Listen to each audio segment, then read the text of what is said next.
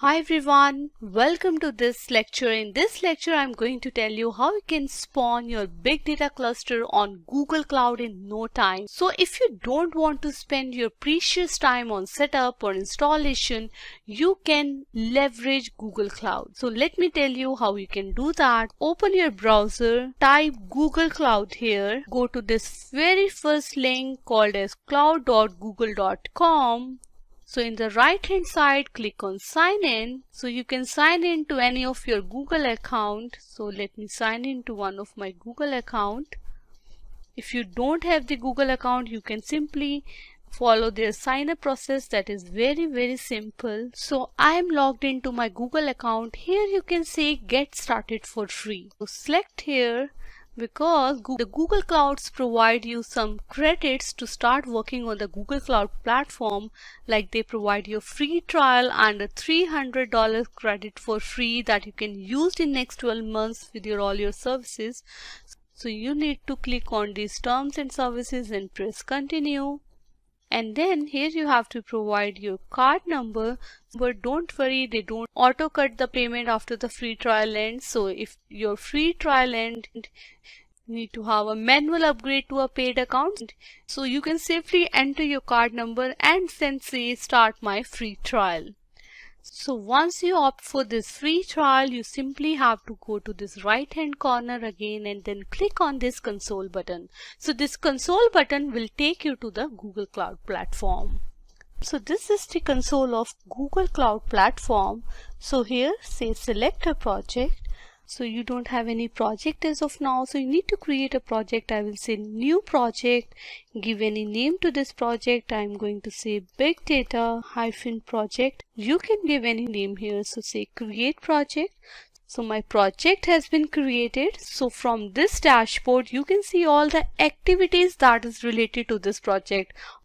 We are going to just spawn up our big data cluster from here. So you need to go to this DataProc and then click on clusters.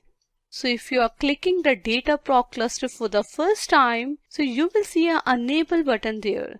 So I have already enabled my DataProc cluster, so that's why I'm not able to see that. But on your case, if you are using it for the first time, you will be see the enable buttons. So please select the enable button from there. So once you click the enable button, you will be able to see this screen. So from here we can create our first big data cluster. So click on this create cluster. So you can give the name to your cluster. You can say any name, you say. So I'll say big data cluster. So here in the cluster mode, I can create any kind of cluster, whether I want a one master, multiple workers, or I want a one master, 0 workers, or 3 master, multiple workers. But for my demo purposes or for my tutorial, you just need to go with this single node. So in this single node, there will be only one machine on which all the processes will be running. Scroll down, select the machine type. In the machine type, select this N1 standard 8 that has the 8 virtual core CPUs and 30 GB of memory. Leave everything as it is. Scroll down and then check this checkbox. This checkbox is required if you want to have an access to the web interfaces. So in this cluster, I'm going to select various components such as Zeppelin, Jupyter, Anaconda to work with Scala or maybe PySpark in notebook style. Also, you will be able to see Spark Web UI, you will be able to see the Yarn Resource Manager only and only if you will enable this checkbox. So click this checkbox and then go to the advanced option. Here in the advanced option, under the image, I have to change my image. So currently it's Hadoop 2.9 Spark 2.3. but I wanted to work with Spark 2.4, so I will select my first image and then say select and then scroll down. Here in the optional component, click on the select component button. Here I am going to select Anaconda, Hive Web HCAT, Jupyter Notebook, Zeppelin Notebook. So these notebooks come very handy when you're working in real world scenario. Instead of working in the Spark shell or PySpark shell, you can use the notebooks also. So let me say select and then let's keep all the options as default and then say create cluster. So this create cluster will take some time. So my big data cluster is now started. It took almost 5 to 6 minutes to get it started. So when your cluster is ready, click on this cluster. So in this dashboard, you will be able to see a lot more information about your cluster. So in the monitoring tab, you will be able to see the yarn memory status, how many node managers are there, what are the HDFS capacity, CPU utilization, and many more things. So if you have any job running in your yarn manager, you will be able to see that job on this particular tab. And if you want to change any configuration related to your cluster, you can do that from here. So I'm going to the web interfaces. So in the web interfaces, you can see there are various links to the various services that are running in your clusters. So if you want to work with a Zeppelin, you just click on this link and then click here, and you will be redirected to the Zeppelin notebook. So where you can write your Spark code in Scala language, and that code can run in your cluster. Similarly, you can use Jupyter, you can also see the history of your Spark jobs, your resource manager, your name node, your MapReduce history, everything you will be able to see from this particular web interface dashboard. So what happens when you spawn up your cluster? Behind the scenes, a virtual machine is created on which all the services that we have selected is installed. If you want to access that virtual machine, just click on this VM instances. So this is the VM instance that was created behind the scene, and if you want to open a SSH connection to this machine, just click on this SSH tab. So this will open a SSH connection to your virtual machine. So my virtual machine is now started. I can open any number of browsers from here to make multiple connection to my virtual machine. So I have opened 2 as of now. So if I type here Spark Shell, so you could see my Spark Shell is now open. My Spark version is 2.4.5. So I'm very happy. I have done nothing and my Spark is up and running. So on the second browser, I can show you the HDFS command, HDFS DFS-ls. I just wanted to see what all the directories under the user. So you can see the HDFS commands are also working. So what I wanted to do now, in order to work with my Spark tutorials, I need some data files, right?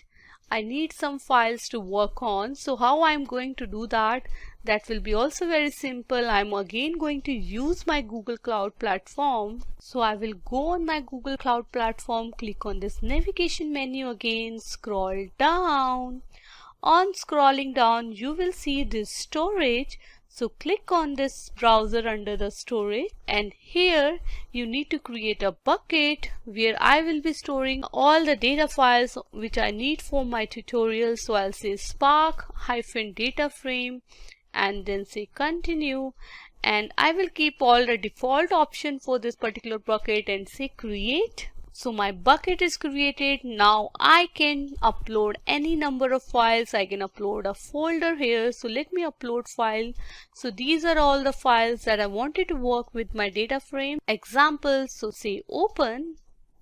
You could see all my files have been uploaded to this Google Cloud Platform inside this particular bucket. So if you are new to the concepts of buckets and everything, just imagine them as a folder inside your Windows machine or your Mac machine. They are nothing but a folder on a cloud. Okay, so how we are going to access this folder on my virtual machine? Let's see that. It's very simple. So inside this virtual machine, I am going to use a plugin provided by Google Cloud itself, that is called the GCS Fuse. So I'm going to share all the steps here that I'm going to run here. So you just don't need to understand all these steps, you just need to copy paste. I will be sharing this particular file inside the resources. Just download that resource, copy paste, and then just run it here. So it is asking me, do you want to continue? So type here capital Y and then press enter. I think it has not been installed. It is saying abort. So I'm going to run my last step again, that is sudo apt-get install GCS Fuse. So let me run this again and then say yes.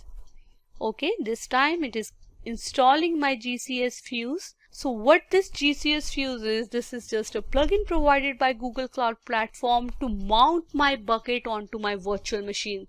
So I can directly access whatever the files are in my bucket from this virtual machine using this GCS Fuse.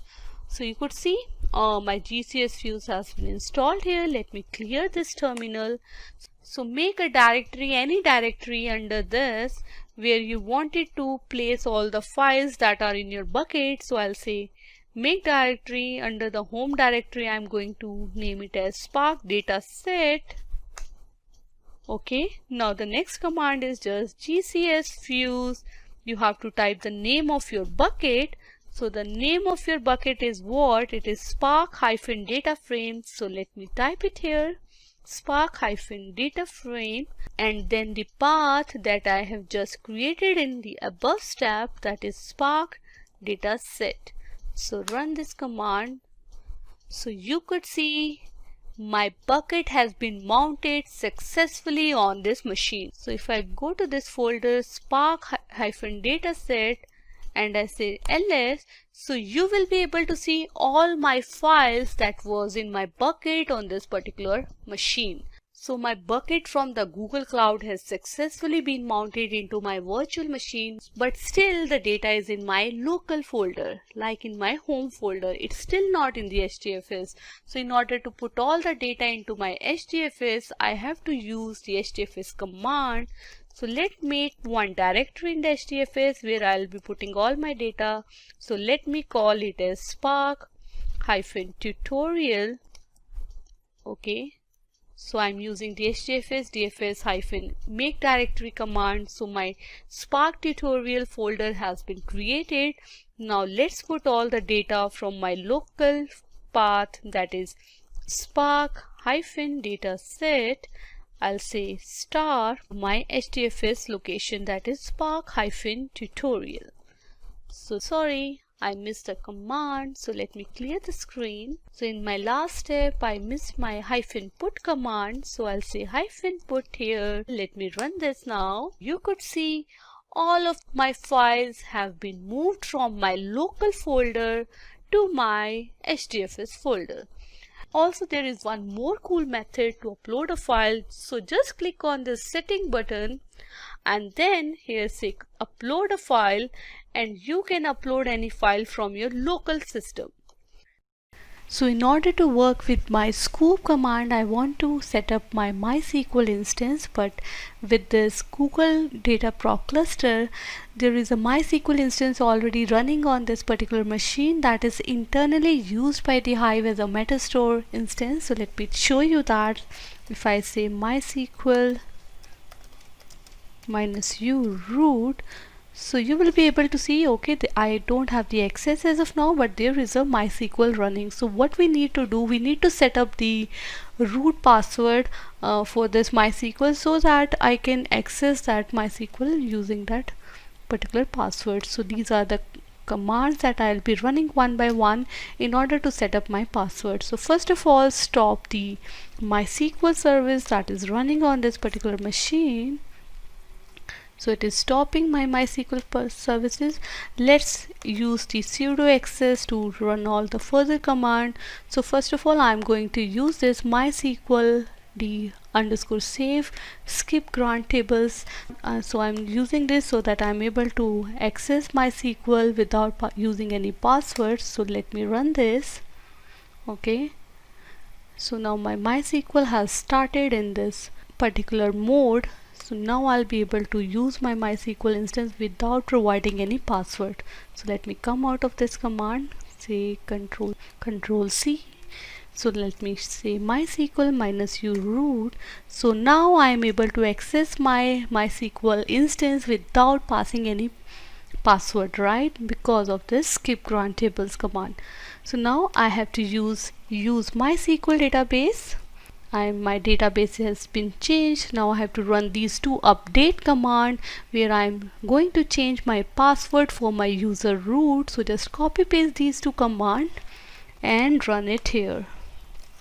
Okay, and after that you have to flush the privileges, and then finally you have to say quit.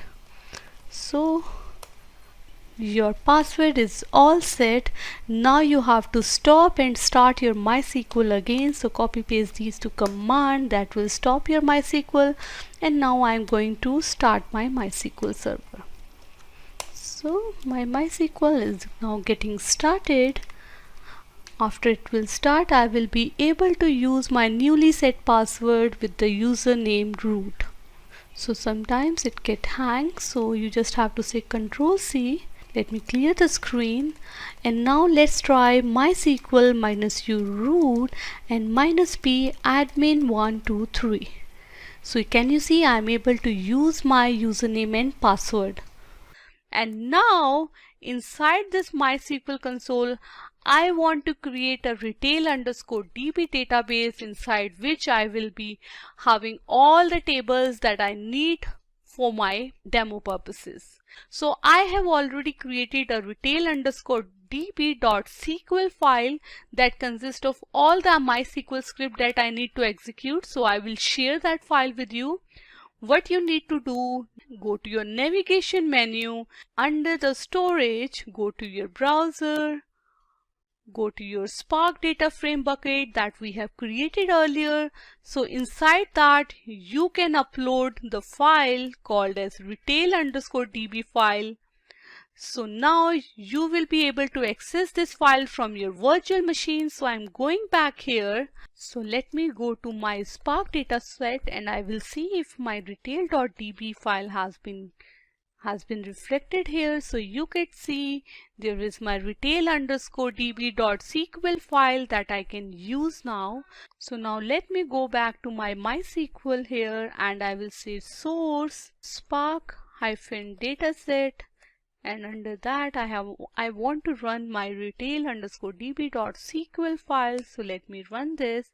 So you could see all of my SQL under that file has been run successfully. If I say show tables, so you could see I will be able to see my tables. There are customers, employees, offices, all the tables under my retail_db database. Now the next step is I want to install the Sqoop tool on that so that I can also run the Sqoop import export command to migrate the data from MySQL to HDFS and vice versa.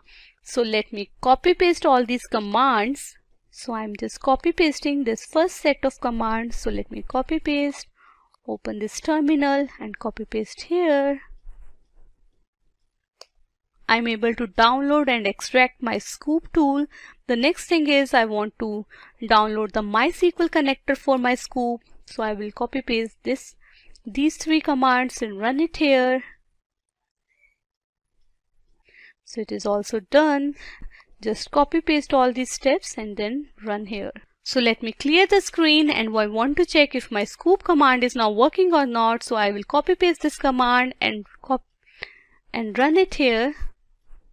So it is saying the Sqoop command not found. So it might be possible that one of my step got failed earlier. So let me copy paste this export command here again. And I just want to see if my Sqoop is running or not. Sqoop version. So my Sqoop version is running fine. So let me run the import command here. So this time it ran fine. So I'm able to run my Sqoop import command. So let me show you how you can connect to your Hive shell using the beeline. So for that you have to use this particular command. So I'll be sharing this command in the resources. So you just have to copy paste that. Only thing is here you need to provide your username at the rate your cluster name. So my username is Navdeep_core_man and my cluster name is big-data. So whatever is your username and your cluster name, you can use that to open your B shell. So let me copy paste this command and let me show you. So I'm connected to my Hive shell now. So here I can execute my Hive query. So in this course we will also be working with the Flume tool. So in order to work with the Flume tools, let me install that also on our cluster. So it's very simple. We just have to download a tar file and then I have to untar and then set some environment variables. So let me run all these steps to install my Flume. So let me run the first command to download my tar file from some sites. My tar file has been downloaded now. So now I want to untar my tar file. So let me run the second step. The next step, I just want to change the environment variable. So let me open the dash bash rc file, and I will be adding these two statements into my .bash rc file in order to set up the environment variables. So let me copy paste them, say Control X, say yes, I want to save the files, and then press enter. So your .bash rc file has been changed, but in order to reflect those changes, I have to run this source command on my .bash rc file. So let me run this source command. So my environment variables are now set. So if I want to check if my Flume has been installed on this or not, so let me run the flume-ng command, and then I just want to see what is the version of the Flume that has been installed. So you could see my Flume has been installed. The version is 1.6.0. So that was all about the setup. So that is how you can run your Hadoop cluster, your Spark on Google Cloud Platform in no time. It will hardly take 5 minutes to 10 minutes. But make sure when you are not using this cluster, make sure to delete this cluster, because you don't want to waste your free credits on running some machines that you are not using. So from the DataProc, go to this cluster, click on this cluster and say delete, and then say confirm.